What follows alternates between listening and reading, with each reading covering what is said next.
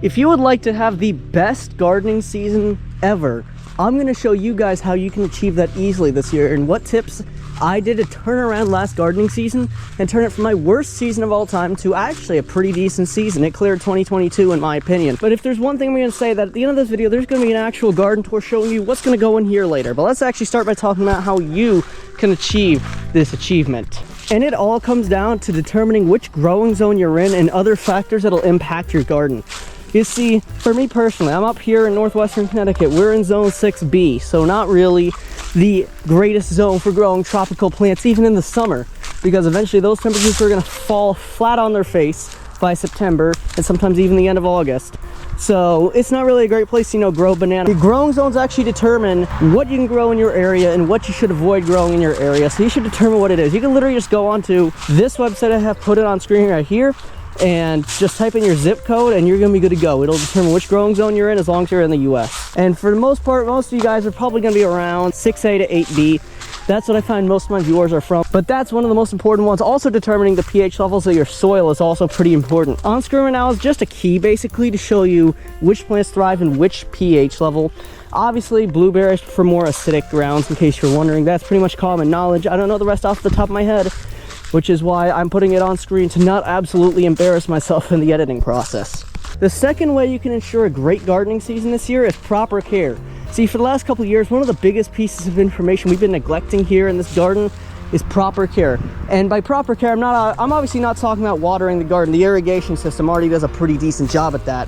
I'm not talking about actually caring for the plants. I'm talking about caring for the garden in general. So, doing some weeding, reinforcing the fence, and ensuring that you're going to keep animals out of here. That is one of the biggest causes of destruction, especially up here in the Northeast where there's so much wildlife and pretty much all of it just wants to take your garden. In fact, that's what the raccoons did to my zucchini last year, right over here. I fondly remember that. It was not very fun dealing with all that just destroyed zucchini in my garden. They didn't even target anything else. They just liked the zucchini, I guess.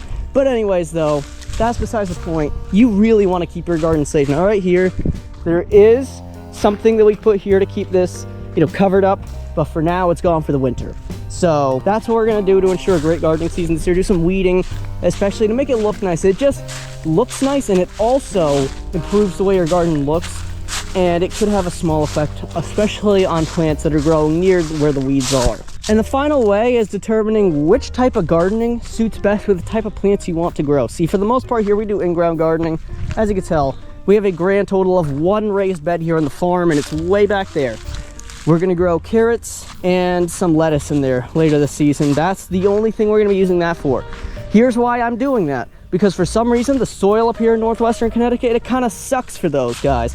But the other ones thrive really nicely. So that's why the strawberries and other stuff are gonna be planted right down there in the garden for that specific reason. They thrive really nicely in the soil, but I guess the carrots and other stuff don't. Now you really wanna have just 1 year of gardening experience for this. This is obviously a big one.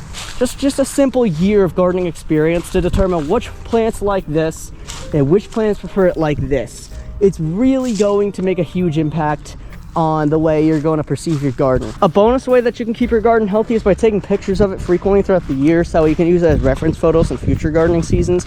But I wanted to leave this out in the main video for that specific reason, because it really doesn't tackle the key information about this year's gardening season. Anyways, guys, let's jump right into the garden tour. And we have the same system as last year with this gate right here that just opens like this and closes the same way.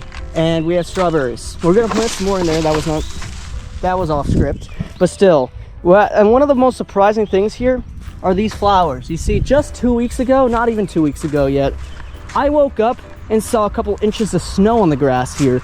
And it's been in the 70s pretty much this whole week, which is insane. In fact, it's gonna be 82 degrees tomorrow. So I think they came up right at the right time. It's not gonna get too cold too quickly.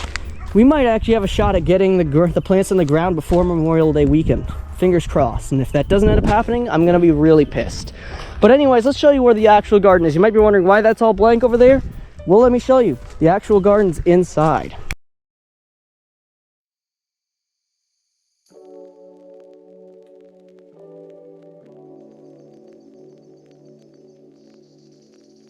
So as you guys likely saw, it's pretty small for now. We have big plans for this season, so stay tuned. Be sure to click the like and subscribe button, and more importantly, click this video here in the center of the screen, which is actually me comparing in-ground gardening to raised bed gardening and seeing which one is better, because I've had a couple years of experience in both of them. So click on that video right there in the center of the screen, and I'll catch you guys on Saturday for the video essay, which is actually coming out, I swear, this time, guys. Anyways, I'll see you guys on Saturday. Bye.